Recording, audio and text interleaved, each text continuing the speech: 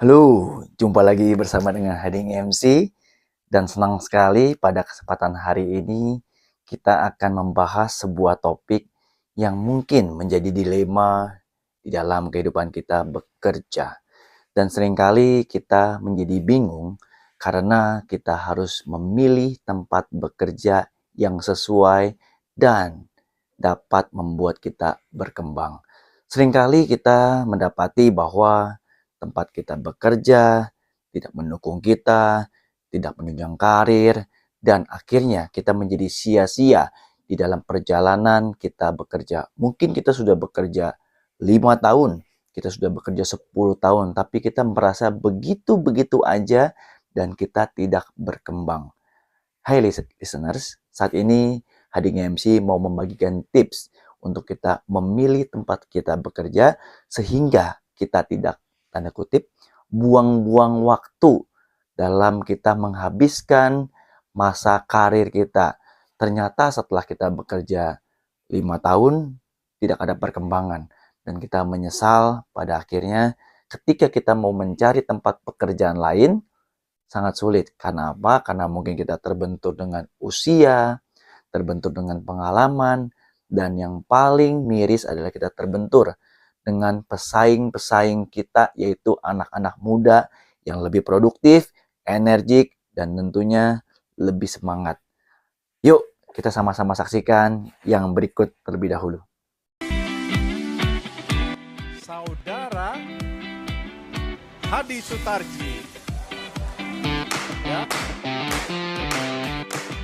Dan yang kedua adalah The Most Creative. Pemenang kategori ini dipilih oleh tim audiens pada sesi final penjurian pada hari ini. Pemenangnya adalah Bapak Hadi Sutarji.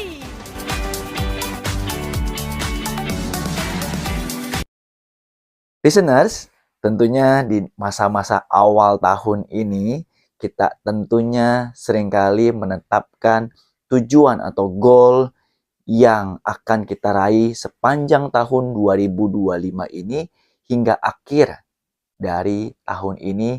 Dan ketika kita mau memulai kembali di tahun 2026, kita melihat catatan. Ternyata ada yang sudah kita raih, ada yang belum kita raih.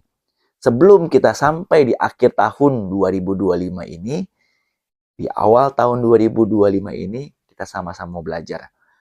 Ternyata tempat kita bekerja atau kita memilih untuk berusaha, itu sama saja kita membutuhkan 3S. S yang pertama, kita butuh yang namanya support.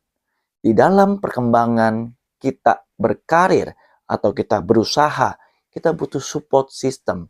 Siapa aja support system kita? Yang paling pertama adalah keluarga. Tentunya orang-orang terdekat kita harus bisa memberikan semangat kepada kita. Semangat untuk apa? Untuk kita dapat menjalani proses kita hingga proses itu menjadi result. Result itu yang akhirnya membuat setiap anggota keluarga kita juga merasakan dampaknya. Sebagai contoh, kalau kita memilih untuk bekerja di sebuah perusahaan. Perusahaan itu kalau memberikan sebuah benefit kita berupa income. Income itu tentunya ingin setiap tahun bertambah, bukan? Karir kita setiap tahun bisa bertambah, bukan? Nah, keluarga kita ketika memberikan semangat, walaupun mungkin kita sering lembur, sering capek, sering mengeluh, keluarga kita memberikan support terus, ayo Hadi semangat, ayo Hadi semangat. Ketika semangat, di akhir tahun atau di tahun mendatang, keluarga mendapatkan benefitnya. Apa benefitnya? Mungkin kesejahteraan yang lebih tinggi, mungkin sebuah kehidupan ekonomi yang lebih baik, dan lain sebagainya. Oleh sebab itu kita butuh support. Support system itu berasal dari keluarga. Tidak hanya keluarga, support system juga harus berasal dari lingkungan pekerjaan. Siapa saja yang harus memberikan support system di keluarga dan pekerjaan? Kalau keluarga tentunya orang-orang terdekat kita. Mungkin pasangan kita, anak-anak kita, orang tua kita, ataupun siapapun yang berasal dari keluarga kita. Dan dari pekerjaan atau kantor kita, kita membutuhkan support system dari atasan kita. Kalau atasan kita tidak mendukung kita, mungkin kita boleh bertanya pada atasan kita. Sebenarnya atasan kita ingin kita yang seperti apa? Kalau kita sudah ketemu match dengan atasan kita, maka kita bisa menjalani hari-hari kita dengan lebih baik karena sesuai dengan atasan kita. Yang kedua, selain atasan, kita perlu support system dari peer atau sesama kita sebagai karyawan. Kita harus menghargai karyawan, sesama karyawan, karena apa? Karena mereka juga yang membantu kita untuk menyelesaikan pekerjaan demi pekerjaan. Karena di perusahaan itu seharusnya sebuah perusahaan yang sehat tidak mengandalkan one man show. Kalau dia mengandalkan one man show, ketika orang itu hilang, atau ketika orang itu tidak masuk, atau ketika orang itu nyeleneh, berbuat yang tidak baik, maka perusahaan itu tanda-tandanya akan berakhir. Oleh sebab itu, carilah sebuah perusahaan yang memiliki support system yang baik dan bagus. Kalau kita sudah sebagai atasan, tentunya kita perlu bawahan kita atau tim kita yang memiliki sebuah kesamaan visi dan misi, yaitu kita memiliki support system yang mendukung kita untuk tetap grow. Karena tidak bisa kita bekerja sendiri.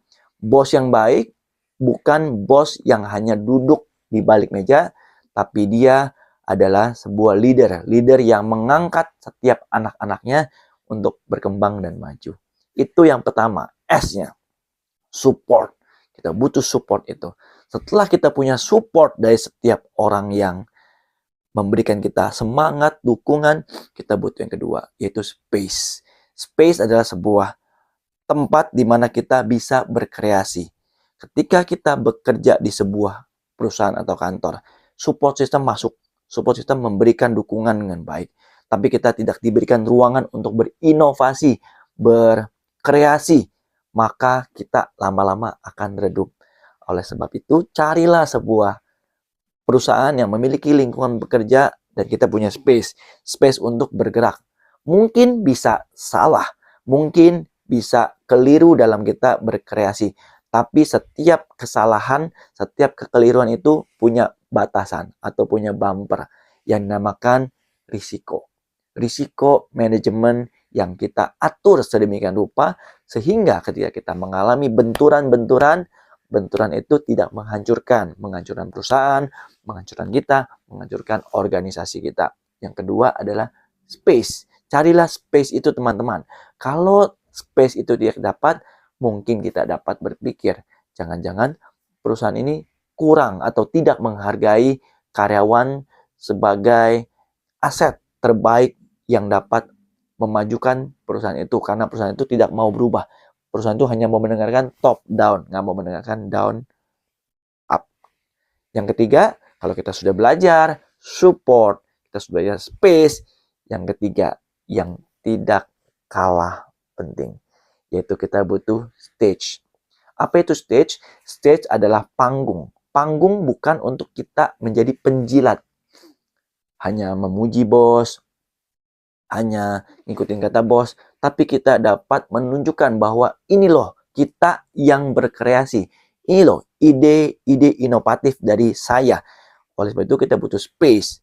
Jangan sampai listeners, kita sudah bekerja dengan baik, kita sudah berkreasi dengan baik, memiliki support system baik, tapi kita kurang memiliki panggung. Panggung itu bukan sesuatu yang tabu, bukan sesuatu yang seperti dia terus yang tampil. Enggak, tapi kita benar-benar menunjukkan bahwa kita memiliki nilai jual, kita memiliki value dalam diri kita. Oleh sebab itu, dapatkan stage dalam hidup kita. Kalau stage itu selalu diambil oleh atasan kita, diambil oleh orang-orang lain, padahal kita yang bekerja dengan sebaik-baiknya, kita semua, tapi orang lain yang mencari nama di sana, listeners, kita mungkin perlu mempertimbangkan. Mungkin ada dua kesalahan. Yang pertama, kesalahan dari atasan kita yang selalu ingin tampil, ingin menjual dirinya. Atau kesalahan yang kedua, kita yang tidak mau memanfaatkan stage itu.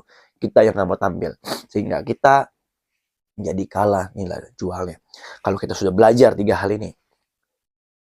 Yang pertama adalah support. Kita harus memiliki support Kita mesti memiliki stage, space, dan akhirnya stage. Dan kita perlu 2 S tambahan supaya kita bisa kuat di dalam menjalani hari-hari kita, sehingga kita boleh maju, berkembang, dan memberikan hasil terbaik dalam diri kita. S yang pertama, kita perlu yang namanya